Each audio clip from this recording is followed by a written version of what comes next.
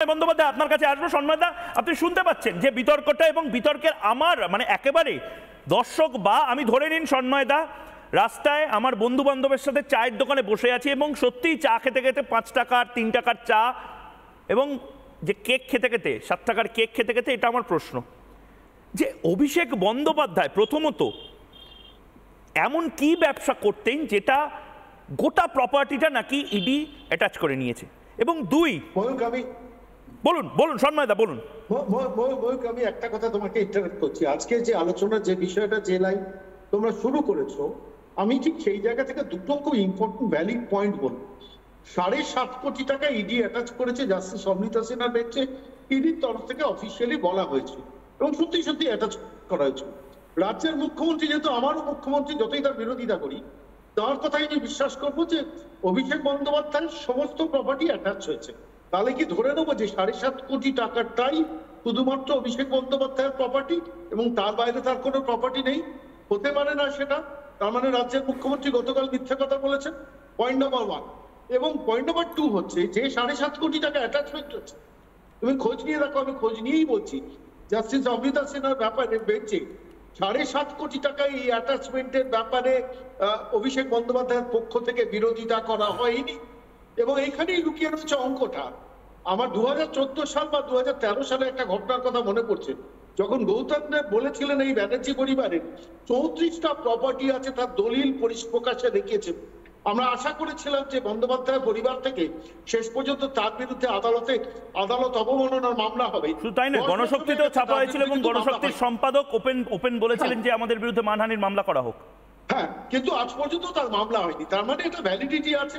7.5 কোটি টাকা যখন অ্যাটাচমেন্টের ব্যাপারে মামলা হয়নি, তার মানে এটা ভ্যালিডিটি আছে। আমি তৃতীয় যে পয়েন্টটা আজকে নিয়ে আসতে চাই, এখানে সজল আছে কলকাতা কর্পোরেশনের কাউন্সিলর, আমার কাছে সেই দলিল আছে, নথি আছে বলে আমি এত দায়িত্ব নিয়ে বলছি, যেখানে কাজরি বন্দ্যোপাধ্যায় যে এফিডেভিট দিয়েছিলেন, যে এফিডেভিট কলকাতা কর্পোরেশনের নির্বাচনে সজলকেও দিতে হয়েছে, সেই এফিডেভিটে কিন্তু কাজরি বন্দ্যোপাধ্যায় এবং তার হাজবেন্ডের যা যা প্রপার্টি আছে, যা যা ডকুমেন্ট আছে, সেই ডকুমেন্টের তথ্য লুকোনো হয়েছে। আমি দায়িত্ব নিয়ে বলছি, ময়ূর, চাইলে আমি কালকে তোমার কাছে সমস্ত ডকুমেন্ট পৌঁছে দেবো, যেখানে দেখা যাচ্ছে সমস্ত তথ্যগুলোকে লুকিয়েছেন। এবার প্রশ্নটা আমার এখানে হচ্ছে যে বন্দ্যোপাধ্যায় পরিবার তথ্য লুকোনোর ব্যাপারে এতটা এক্সপার্ট হয়ে গেছেন, যেখানে বাংলার সমস্ত দায় দায়িত্ব এই একটা পরিবারের হাতে। এখানে কেয়াদি একটু আগে বলছিলেন Indian Olympic association, hockey association, football association, CAB, Mohun Bagan club, East Bengal club, কোন ক্লাব বাদ রাখে একটি পরিবার। এখান থেকে দাঁড়িয়ে বাবুল বন্দ্যোপাধ্যায় অ্যাসপিরেশনটা বেড়েছিল। আমি যা শুনেছি, হাওড়ায় সম্ভবত তিনি একটি বাড়িও কিনে নিয়েছেন, অর্থাৎ আগামী দিনে হাওড়ার সাংসদ হওয়ার স্বপ্নটা তিনি মনে মনে লালিত পালিত করেছেন, অন্য কিছু নয়। তার কারণে এটা তো মমতা বন্দ্যোপাধ্যায় শিখিয়েছেন যে তৃণমূল কংগ্রেসের দুটো পোস্ট, আগে জানতাম দুটো ল্যাম্প পোস্ট, একটা মমতা বন্দ্যোপাধ্যায়, দুটো পোস্ট, একটা মমতা বন্দ্যোপাধ্যায়, একটা অভিষেক বন্দ্যোপাধ্যায়, তার বাইরে কোনো পোস্ট নেই। বলতো তারা আশা করেছিলেন যে আমরা আরো পাবো। কাজরি বন্দ্যোপাধ্যায় কোন গুণে তিনি কাউন্সিলর হয়েছেন, তার ভাইরা সমস্ত অ্যাসোসিয়েশন গুলোর মাথায় বসছে। আমি আরেকটা তথ্য এখানে অ্যাড করবো, বিবেক মেলা বলে একটা মেলা হয়, এই বাবুল বন্দ্যোপাধ্যায়রা তার সঙ্গে জড়িত। কত 100 কোটি টাকা ভবানীপুর অঞ্চলে তোলা হয়, একটু খোঁজ নিয়ে দেখো। ভবানীপুর কালীঘাট অঞ্চলে একটা প্রপার্টি 6 ফুট বাই 6 ফুটের একটা দোকান বিক্রি করতে পারবে না এই ব্যানার্জি ব্রাদার্সদের সৌজন্যে। আমি দায়িত্ব নিয়ে বলছি, ওখানে যে কোনো সেই চিড়িয়াখানার যে ইউনিয়ন, ট্রেড ইউনিয়ন থেকে শুরু করে যত লেবার সাপ্লাই করা, সমস্ত এই ব্যানার্জি পরিবারের ভাইরা করবেন। স্বাস্থ্য দপ্তরের একটা ভবন রয়েছে নিউ টাউনে, তার সমস্ত স্ট্রাকচারের নির্মাণ এই ব্যানার্জি পরিবার করবে। আর তারপর এসে আজকে ত্যায্য ভাই করলেন। আমরা এতদিন ত্যায্য পুত্র কথাটা শুনে শুনে অভ্যস্ত হয়েছি, এখন বাংলার অভিধানে ত্যায্য ভাইটাও হলো, কালকে আবার মিটে যাবে। আদতে তো বকরার লড়াই, তৃণমূল কংগ্রেস সারা পশ্চিমবঙ্গে নেতা নেত্রী কর্মীদের যে বকরার লড়াই লড়েছে বাবুল বন্দ্যোপাধ্যায়, সেই বকরার লড়াইয়ে যে আমি কিছু পেলাম না কেন। এবং সজলের কথা দিয়ে শেষ করবো, আগামী দিনে বাবুল বন্দ্যোপাধ্যায় একটা এমএলএ টিকিট পাবেন, কিচ্ছু অস্বাভাবিক নয়। বেশ বেশ, আমি দেবাশিসদার কাছে যাবো, কিন্তু দেবাশিসদা আপনার কাছে যাওয়ার আগে আমি খুব স্পেসিফিক্যালি একদম রুট যেখান থেকে শুরু করেছিলাম গোড়ার প্রশ্নটা দিয়েই শুরু করব, কিন্তু তার আগে একবার শোনাবো এই লিপস অ্যান্ড বাউন্স সংস্থায় অভিষেক বন্দ্যোপাধ্যায় যে ছিলেন সেটা এফিডেভিট দিয়ে উনি বলেছিলেন এবং গোটা বাংলায় বিভিন্ন সময় বলা হয়েছিল লিপস অ্যান্ড বাউন্সের সাথে অভিষেক বন্দ্যোপাধ্যায় যুক্ত আছেন। গৌতম দেব বহু আগে বলেছিলেন, শুভেন্দু অধিকারী লাগাতার বলে গেছেন কয়েক বছর ধরে। একবার শুনেনি শুভেন্দু অধিকারী কি বলেছিলেন, তারপর গৌতম দেব কি বলেছিলেন আগে একবার শুনবো। ধরে ঢুকিয়ে দেওয়া উচিত, সাফিসিয়েন্ট এভিডেন্স আছে।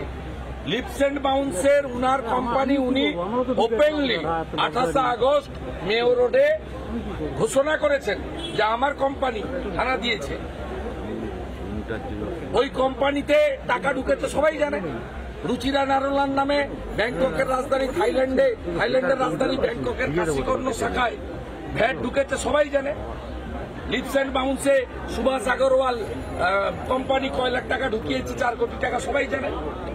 মেনকা গম্ভীর কোথায় পালিয়ে গেছে? চোর, পুরো পরিবারটা চোর।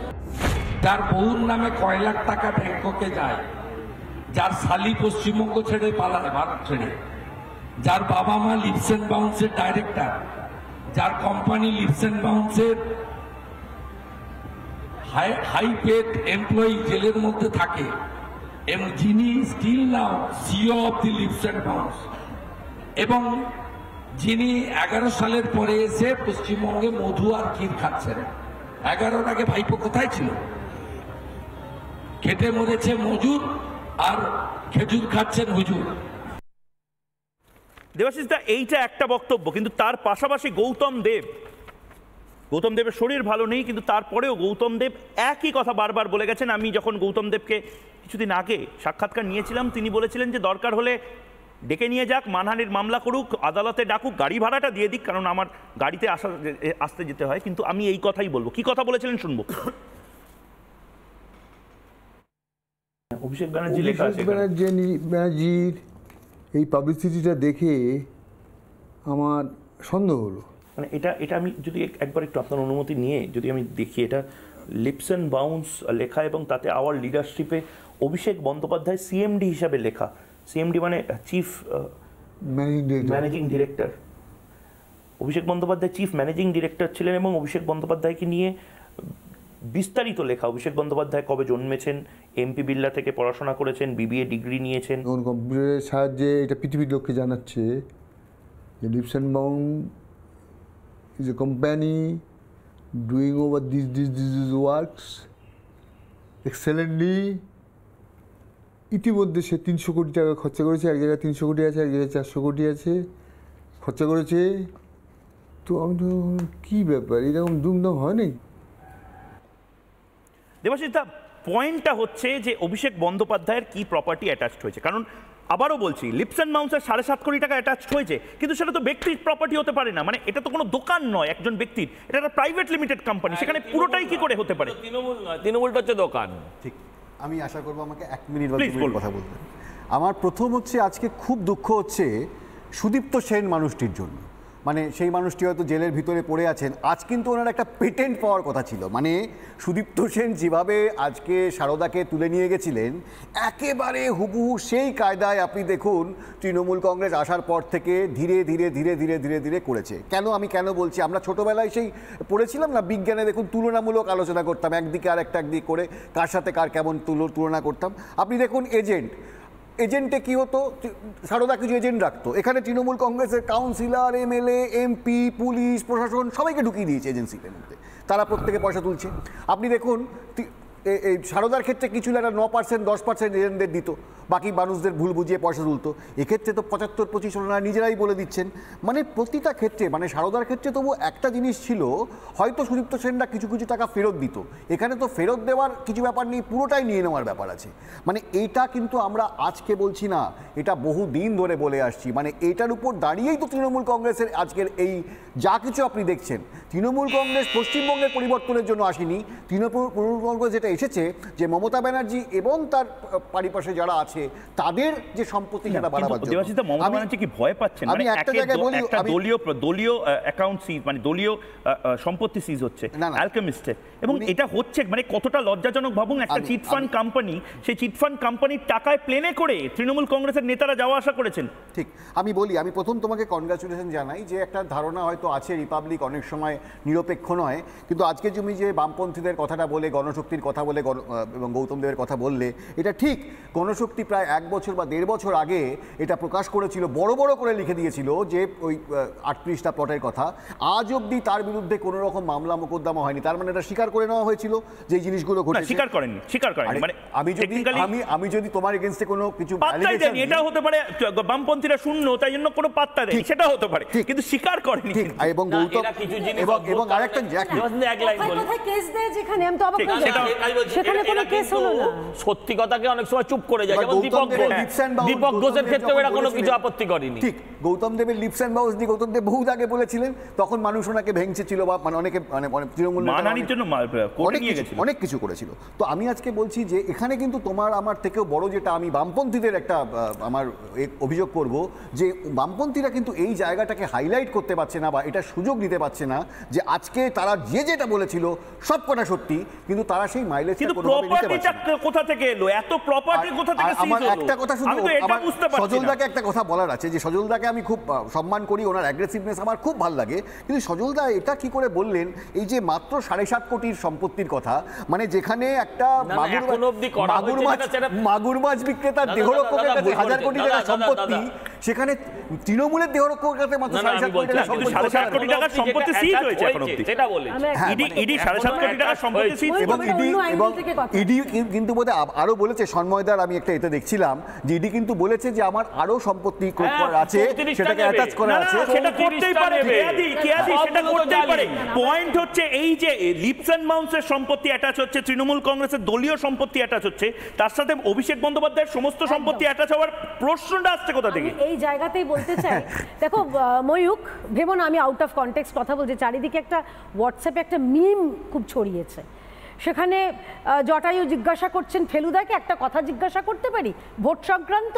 ফেলুদা বলছেন করুন। জিজ্ঞাসা করছে যে দোলের আগে পা ভাঙবে না তোর দোলের পরে। আমি জানি না এটা কাকে নিয়ে রিলেটেড, আমার কোনো জানা নেই, কিন্তু এই মিমটা ছড়িয়েছে। আসলে ব্যাপারটা হচ্ছে হাতের সব অস্ত্র চলে গেছে। এখন যেটা শুরুতেই বলেছিলাম, অশ্রু সজল যাত্রাপালা চলছে। আমার দেখুন আমার ভাই ভাজ সব কিছু কেড়ে নিচ্ছে কেন্দ্রীয় সরকার। ছোট্ট একটা বাচ্চা ছেলে, তার দুটো বাচ্চা, কেন? তিনি তো এমপি আছেন, যেটা আমি সজলদাকে বলে মাইনে পান, তো এমপি আরে মাইনে পান, তার যথেষ্ট ভালো মাইনে, সেই মাইনে দিয়ে স্ত্রী দুটো বাচ্চাকে খাওয়াতে পারবেন না? চাকরি চলে গেলে না, আমি জিজ্ঞেস করছি, আর কিছু না হোক, ফুচকা আছে, কচুরি আছে, মোমো আছে, চপ আছে, কাশফুলের বালিশ আছে, এত শিল্প, ডবল চাকরি করতে পারবেন না।